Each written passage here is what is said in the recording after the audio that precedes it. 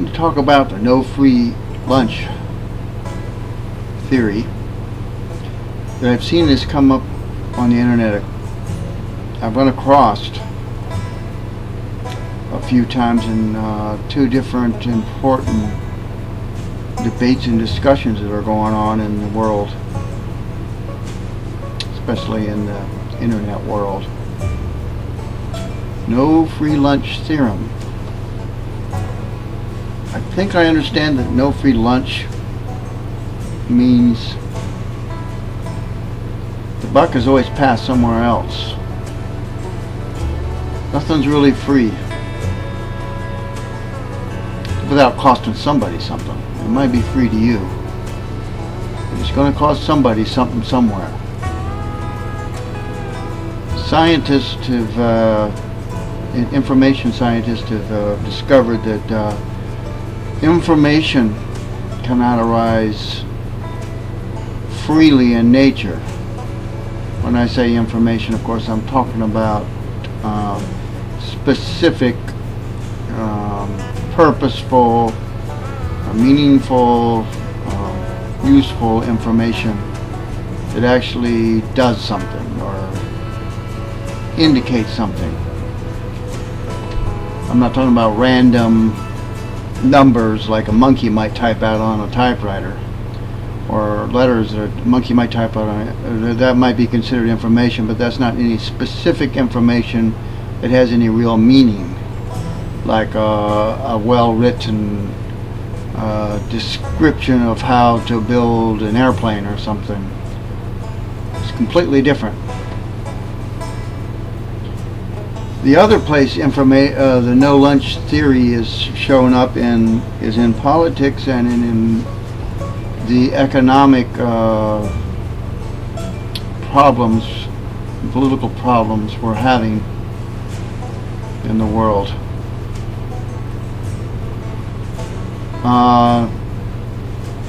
This, of course, goes straight to the heart of all the money that's being used or being thrown around to try to solve the economic crisis, try to stimulate the economy by throwing money at it. And they're saying, well, there are no free lunches. Someone's got to pay for that money. Where it comes from, I mean, you just, is it going to really solve anything? Is it going to really solve the situation? No, it's probably not, because there are no free lunches.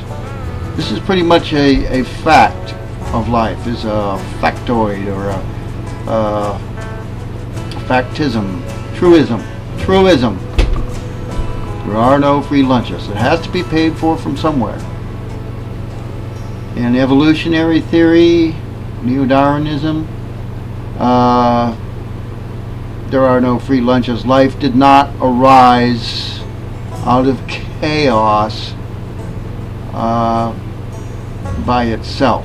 Someone had to pay for all the beauty we see in nature, all the not just the beauty, I'm trying to describe it, but all the fidelity, unity, meaning, all the meaning and purpose, and all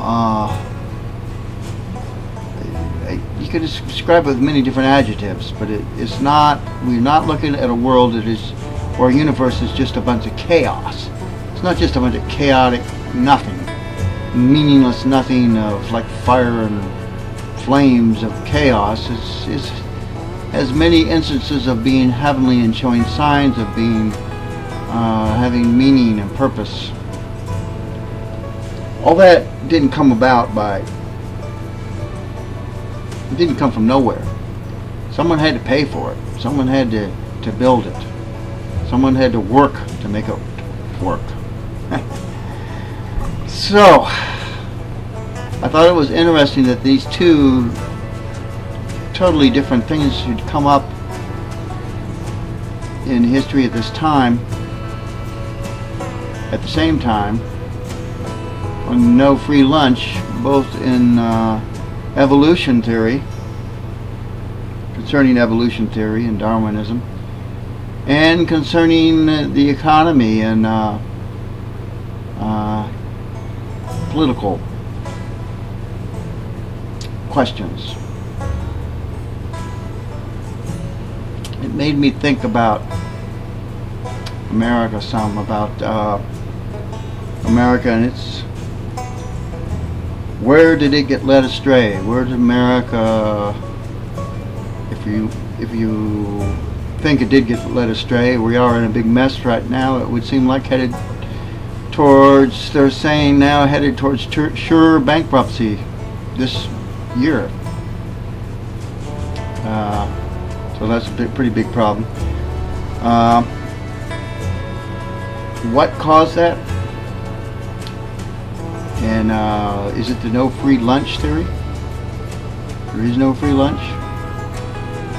It's got to be paid from somewhere. It doesn't come free. Freedom doesn't come free. What the United States supposedly represented and was for a time a little bit, it didn't come free. Well, you know, a lot of people paid with their blood for America. A lot of people in the military went to war and died for it. And supposedly much of what America represented was also founded upon Christian ideals, which was paid for by the blood of Jesus Christ.